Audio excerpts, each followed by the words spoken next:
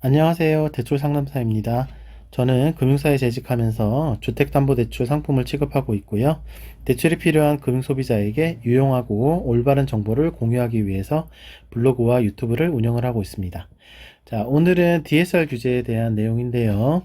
현재 우리 정부는 차주별 DSR 규제를 시행하고 있고요. 본인의 소득과 부채를 적용해서 대출 한도를 산정을 했는데 원하는 만큼 한도가 안 나오는 경우에 당황스러운 상황이 벌어지겠죠. 이 경우에 어떠한 방법으로 대출 한도를 늘릴 수 있는지 현실적으로 방법을 알려드리도록 하겠습니다. 자, DSR 초과 나오신다고요? 대출 한도 늘릴 수 있는 방법을 알려드리겠습니다. 자, 주택담보대출에 적용 중인 차주별 DSR 규제는 대출자의 연소득과 부채를 반영해서 원리금 상환 능력을 검증하는 제도입니다. 자, 2024년 2월, 올해 2월부터 스트레스 DSR이 시행이 되면서 한도가 조금 더 줄어들었어요. DSR 수치가 초과되어 원하는 만큼 대출 한도가 안 나오는 경우에 현실적으로 바로 적용해서 한도를 늘릴 수 있는 세 가지 방법을 알려드리겠습니다.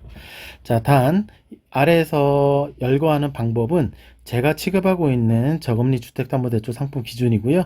모든 금융사에서 공통으로 적용되는 것은 아닙니다. 자, 첫 번째 방법은 연소득을 상향 적용하는 방법입니다. DSR 수치를 낮추는 방법 중 가장 확실한 방법은 소득 금액을 늘리는 방법입니다. 자, 소득이 늘거나 부채가 줄어들면 DSR 수치가 내려가고 대출 한도는 올라가겠죠. 부채를 어느 정도 줄일 수 있으면 더할 나위 없이 좋겠지만 현실적으로는 쉽지 않습니다. 자, 그래서 소득 금액을 늘려야 되는데 대부분의 금융사에서는 단순히 전년도 국세청 소득 금액을 적용을 하고 있지만 대출자의 상황에 따라서 여러 가지 방식을 적용을 할 수 있습니다. 자, 여기서 소득의 종류 한번 보고 갈게요. 첫 번째 근로소득, 직장인이나 법인 대표인 경우에 근로소득을 적용하고요. 두 번째 사업소득, 개인사업자 대표님이나 프리랜서, 사업소득 적용을 하고 있고요. 그 다음에 연금소득, 연금을 받고 계시는 분, 국민연금이나 공무원연금 수령 중인 경우에 연금소득 적용해드리고 있고요. 그리고 요 세 가지 소득은 전부 다 합산이 가능합니다. 근로소득도 있고 사업소득도 있고 이제 그런 복합적으로 소득이 있는 분들도 계시기 때문에 합산 다 적용 가능하고, 그 다음에 추정소득은 무소득자나 저소득자 대상으로 적용을 해드리고 있습니다. 단순히 전년도 소득을 적용하지 않고 올해 최근 소득을 적용을 하거나 연환산을 잘해서 소득 산정을 어떻게 하느냐에 따라서 또 추정소득 금액을 얼마나 크게 적용하느냐에 따라서 소득 금액을 얼마든지 달라질 수 있습니다. 자, 이 소득 금액을 늘리는 건 순전히 대출을 취급하는 담당자, 즉 대출 상담사의 지식과 역량에 따라 달라지는 겁니다. 자, 이렇게 해서 소득 금액을 적용하는 방식을 달리함으로써 같은 사람이더라도 소득 금액을 늘릴 수 있습니다. 자, 두 번째는 스트레스 미적용 DSR 50% 상품을 이용을 하는 방법인데요. 지난 2024년 2월부터 스트레스 DSR 40% 규제가 시행이 되었습니다. 대출 한도가 10% 정도 줄어들었죠. 그러나 스트레스를 적용하지 않는 DSR 50% 상품이 있습니다. 자, 주택담보대출을 판매 중인 금융사는 은행권과 비은행권으로 나눠지는데요. 은행권 금융사는 시중은행, 1금융권이라고 하죠. 그 다음에 2금융권의 상호금융, 새마을금고, 신협 등, 그리고 저축은행, 이런 금융사가 은행권 금융사고요. 비은행권 금융사는 보험회사가 있습니다. 자, 시중은행은 현재 스트레스 DSR 40% 규제가 적용이 되고 있고, 비은행권 금융사인 보험회사는 아직 스트레스 미적용 DSR 50% 규제가 적용이 되고 있습니다.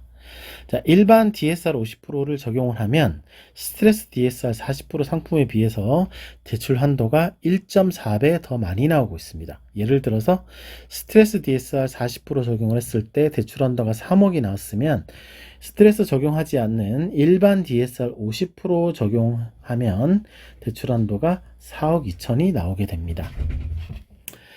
단 유의해야 할 점은 보험사의 주택담보대출 상품은 저금리와 중금리 두 가지 종류가 있습니다. 저금리 상품은 연 3% 후반부터 금리가 나오고 있고요. 중금리 상품 같은 경우에는 연 5%에서 한 6% 중반 그 정도 나오고 있기 때문에 저금리 상품으로 이용을 하셔야 좋은 조건으로 대출을 받을 수가 있습니다. 자, 세 번째는 원금 균등 분할 상환을 이용하는 방법입니다. 자, 주택담보대출 상품의 상환 방식은 원리금 균등과 원금 균등, 분할 상환 두 가지가 있습니다. 자, 원리금 균등 방식은 매월 동일한 납입액, 즉 원금과 이자를 낼 수 있도록 맞춰진 방식이고요. 중요한 건 매월 동일한 납입액을 납부한다는 거고요. 이 속에 녹아있는 원금 상환액은 갈수록 늘어나고 이자는 갈수록 줄어듭니다. 그런데 오늘 알려드리는 원금 균등 상환 방식은요, 매월 동일한 금액의 원금을 상환하는 방식입니다. 그래서 첫 달에 납입액이 가장 크고 갈수록 이자가 줄어들면서 납입액도 줄어드는 방식입니다. 자, 여기 이미지 한번 보실게요. 여기 보시면 원리금 균등 방식은 지금 상환되는 원리금이 계속 똑같이 내고 있고요. 상환되는 원금은 갈수록 늘어나고 이자는 갈수록 줄어듭니다. 그런데 원금 균등 분할 상환 방식은 보시면 실제로 내는 금액이 갈수록 줄어들거든요. 왜냐하면 상환되는 원금은 동일한 금액을 계속 쭉 갚아 나가는 거고 이자는 갈수록 줄어들기 때문입니다. 이 표는 지금 대출 금액은 1억, 상환기간은 40년, 금리는 3.9% 적용을 한 겁니다.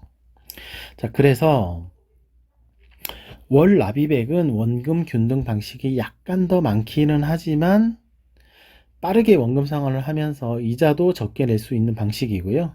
원금 균등 분할 상환 방식으로 선택하면 원리금 균등보다 한도가 15% 정도 더 많이 나오게 됩니다. 이렇게 세 가지 방법을 알려드렸습니다. 이상 DSR 규제 초과로 한도가 원하는 만큼 나오지 않는 경우에 대출 한도를 늘릴 수 있는 방법을 알려드렸습니다.